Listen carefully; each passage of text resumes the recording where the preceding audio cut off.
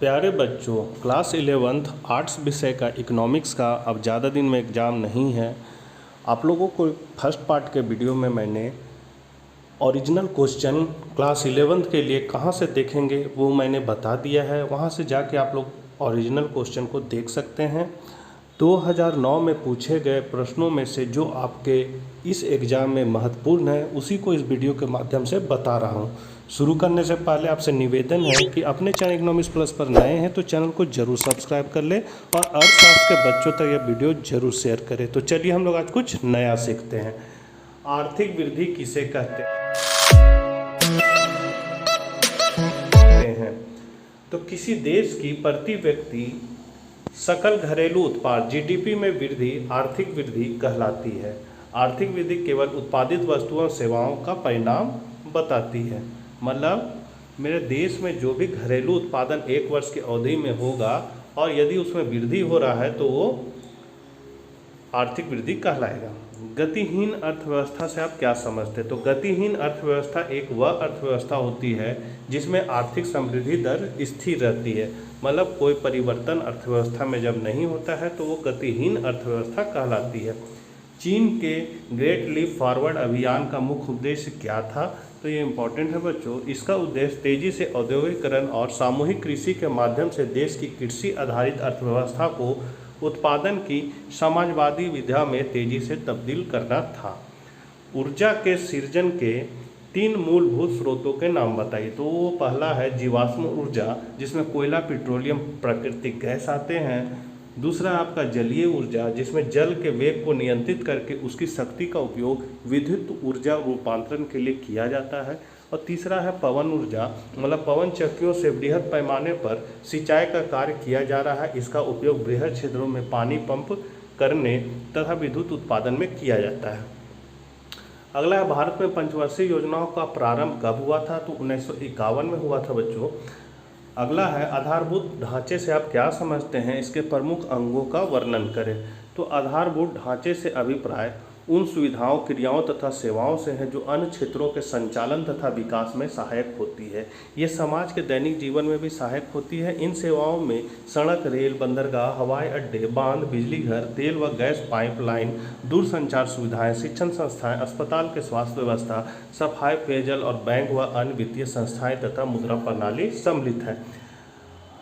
आधारित ढांचे के निम्न 2 अंग है। सामाजिक आधारित ढांचे, जिसमें है सामाजिक आधारित ढांचे से अभिप्राय सामाजिक परिवर्तन जैसे स्कूल, कॉलेज, अस्पताल, नर्सिंग होम के मूल तत्वों में से जो किसी देश के सामाजिक विकास की प्रक्रिया के लिए आधारशिला का कार्य करते हैं। इस प्रकार की संरचना आदमी की कुशलता एवं उत्पादकता को बढ़ाती है। शिक्षा, स्वास्थ्य एवं आवास मुख्य रूप से सामाजिक आधारित ढांचे के भाग हैं। ये अप्रत्यक्ष रूप से आर्थिक क्रियाओं में सहयोग करते हैं। दूसरा पॉइंट है बच्चों इसका आर्थिक आधारित ढांचे। आर्थिक आधारित ढांचे से अभिप्राय आर्थिक परिवर्तन के उन सभी तत्वों जैसे शक्ति, परिवहन तथा संचार से है जो आर्थिक समृद्धि की प्रक्रिया के लिए एक आधारशिला का कार्य करते हैं। इस प्रकार की ढांचे उत्पादन पर सीधा प्रभाव डालती है। शक्ति, ऊर्जा, परिवहन एवं दूरसंचार आदि को आर्थिक आधारित ढांचे में सम्मिलित किया जाता है। आर्थिक आधारित ढांचे समृद्धि की प्रक्रिया में वृद्धि लाती है, जबकि सामाजिक आधारित ढांचे मानव विकास की प्रक्रिया में वृद्धि लाती है। इसलिए आर्थिक तथा सामाजिक ढांचे एक दूसरे की पूरक है। दोनों एक दूसरे के प्रभाव को प्रबल बनाती हैं और सहायता प्रदान करती है। अगला है भारत में आर्थिक नियोजन के पक्ष में 3 तर्क प्रस्तुत कीजिए। तो आर्थिक विकास, यह भारत में आर्थिक नियोजन का पहला और सबसे महत्वपूर्ण उद्देश्य है। देश में वास्तविक राष्ट्रीय आय और प्रति व्यक्ति आय में वृद्धि करके किसी देश का आर्थिक विकास प्राप्त किया जा सकता है। अर्थशास्त्रियों का तर्क है कि जब प्रति व्यक्ति आय और राष्ट्रीय आय दोनों वास्तविक रूप से बढ़ती है तो प्रति व्यक्ति के साथ साथ पूरे समाज का उच्च जीवन स्तर प्राप्त किया जा सकता है। दूसरा है गरीबी में कमी। स्वतंत्रता के समय भारत की 50% से अधिक जनसंख्या गरीब थी। रोजगार की कमी गरीबी का एक प्रमुख कारण है। देश में बहुत से ऐसे लोग हैं जिन्हें एक दिन का खाना भी नहीं मिल रहा है। इस प्रकार रोजगार योजना ने देश से गरीबी को पूरी तरह से हटाने के लिए उपयुक्त योजना तैयार करने का निर्णय लिया।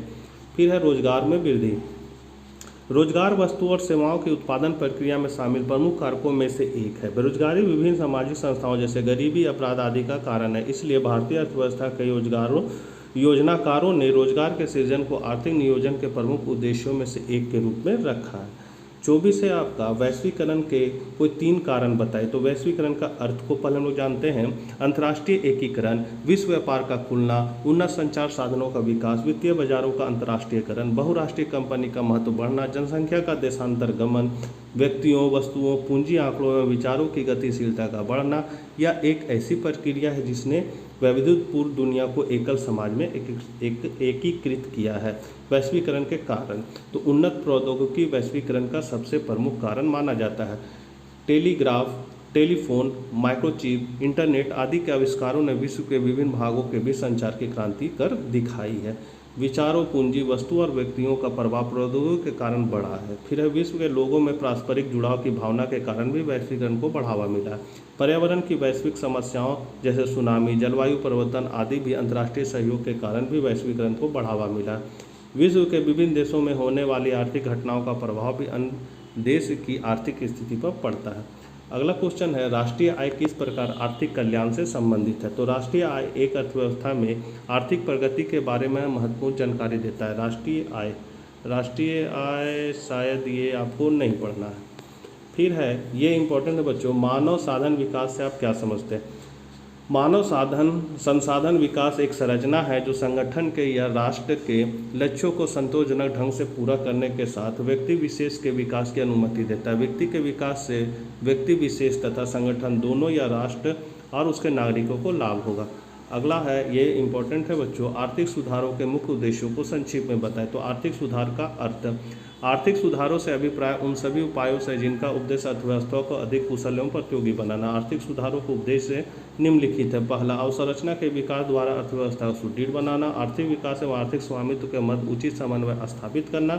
औद्योगिक उत्पादकता एवं कार्यकुशलता में वृद्धि करना। फिर आपका वित्तीय क्षेत्र में सुधार करना एवं साख व्यवस्था का आधुनिकीकरण करना। सार्वजनिक उपक्रमों के कार्य निष्पादन में सुधार लाना। विदेशी विनिमय, विदेशी तकनीक, विदेशी पूंजी के अंतर्वाह को प्रोत्साहित करना और फिर राजकोषीय अनुशासन को लागू करना। अगला इंपॉर्टेंट क्वेश्चन है, स्वतंत्रता के समय भारतीय अर्थव्यवस्था की एक पिछड़ी अर्थव्यवस्था के रूप में मुख्य विशेषताएं कौन कौन सी है। तो शायद ये इंपॉर्टेंट नहीं है बच्चों, फिर भी एक नज़र देख लीजिए इसको। ये इस बार का सिलेबस में नहीं है।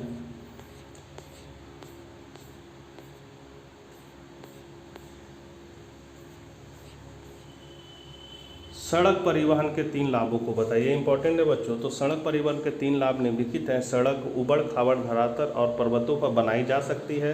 सड़क परिवहन अपेक्षाकृत कम व्यक्तियों, कम दूरी व कम वस्तुओं के परिवहन में कम खर्चीली है। सड़क परिवहन के माध्यम से घर घर सेवाएं आसानी से उपलब्ध होती तथा सामान उतारने चढ़ने की लागत भी अपेक्षाकृत कम है। अगला है, इंपॉर्टेंट क्वेश्चन है यह बच्चों, पर्यावरण से क्या अभिप्राय है। भारत में प्रदूषण की समस्या पर एक संक्षिप्त टिप्पणी लिखिए। तो परि जो हमारे चारों ओर है, आवरण जो हमें चारों ओर से घिरे हुए, अर्थात पर्यावरण का शाब्दिक अर्थ होता है चारों ओर से घिरे हुए। पर्यावरण उन सभी भौतिक, रासायनिक एवं जैविक कारकों की समष्टिगत एक इकाई है जो किसी जीवधारी अथवा पारितंत्रिक आबादी को प्रभावित करते तथा उसके रूप, जीवन और जीविका को तय करते हैं। इसमें आपका है वायु प्रदूषण। वायु प्रदूषण के अंतर्गत प्रकृति व मानवीय क्रियाओं द्वारा उत्पन्न विभिन्न प्रदूषण वायु में इस सीमा तक मिश्रित कर दिए जाते हैं कि उस वायु से मानव व अन्य जीव जंतुओं पर हानिकारक प्रभाव पड़ने लगता है। वायु की गुणवत्ता में गिरावट से मानव अस्तित्व को खतरा उत्पन्न हो गया है।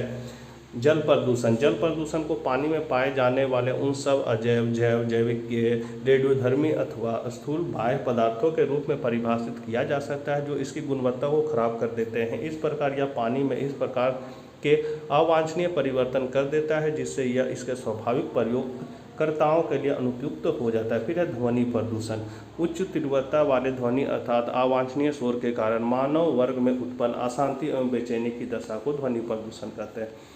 बेरोजगारी कैसे एक सामाजिक और आर्थिक समस्या है, समझाएं। ये भी इम्पोर्टेंट है बच्चों। तो इसमें पहला है, आर्थिक समस्या कैसे है, मानव शक्ति का व्यर्थ जाना। इसके कारण मानव शक्ति का उचित उपयोग नहीं हो पाता और यह शक्ति व्यर्थ ही चली जाती है। दूसरा है, आर्थिक संपन्नता में कमी। बेरोजगारी से प्रति व्यक्ति आय में गिरावट आती है जिससे जीवन स्तर गिरता है, लोगों की ऋणग्रस्तता और निर्भरता में वृद्धि होती है, आर्थिक समस्या बढ़ती है। तीसरा है औद्योगिक संघर्ष।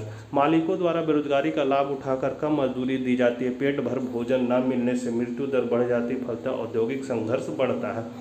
अगला पॉइंट है निधनता में वृद्धि। बेरोजगारी मनुष्य को आय के सभी साधनों से वंचित रखती है, परिणाम स्वरूप वह गरीब हो जाता है। इसका सामाजिक प्रभाव है सामाजिक समस्याओं का विस्तार। जिस देश में बेरोजगारी होती है उस देश में नई नई सामाजिक समस्याएं जैसे चोरी, डकैती, बेईमानी, अनैतिकता आदि पैदा हो जाती है, जिससे सामाजिक सुरक्षा को खतरा पैदा हो जाता है। बी पॉइंट है श्रम का शोषण।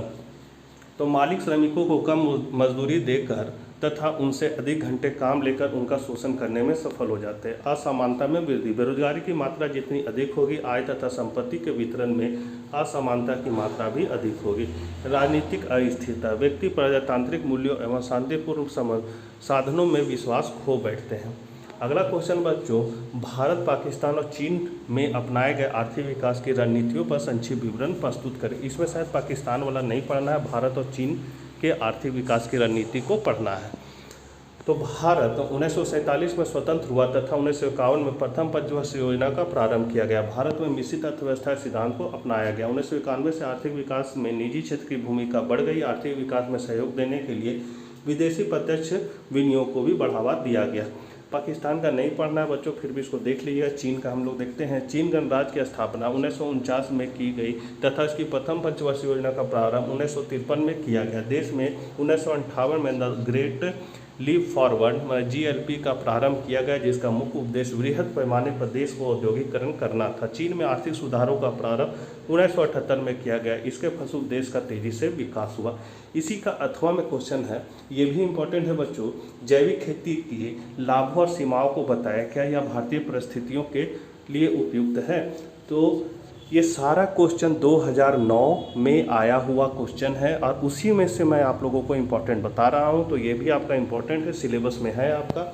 जैविक खेती, ऑर्गेनिक फार्मिंग, कृषि की वह विधि है जो संश्लेषित उर्वरकों एवं संश्लेषित कीटनाशकों के अप्रयोग या न्यूनतम प्रयोग पर आधारित है तथा जो भूमि की उर्वरा शक्ति को बचाए रखने के लिए फसल चक्र, हरी खाद, कंपोस्ट आदि का प्रयोग करती है। सन 1990 के बाद से विश्व में जैविक उत्पादों का बाजार आज काफ़ी बड़ा है। जैविक खेती से होने वाले लाभ, तो कृषकों की दृष्टि से लाभ, पहला, भूमि की उपजाऊ क्षमता में वृद्धि हो जाती है, सिंचाई अंतराल में वृद्धि होती है, रासायनिक खाद पर निर्भरता कम होने से लागत में कमी आती है, फसलों की उत्पादकता में वृद्धि होती है। अब मिट्टी की दृष्टि से लाभ, तो जैविक खाद के उपयोग से मिट्टी की गुणवत्ता में सुधार आता है, भूमि की जल धारण क्षमता बढ़ती है, भूमि से पानी का वाष्पीकरण कम होगा।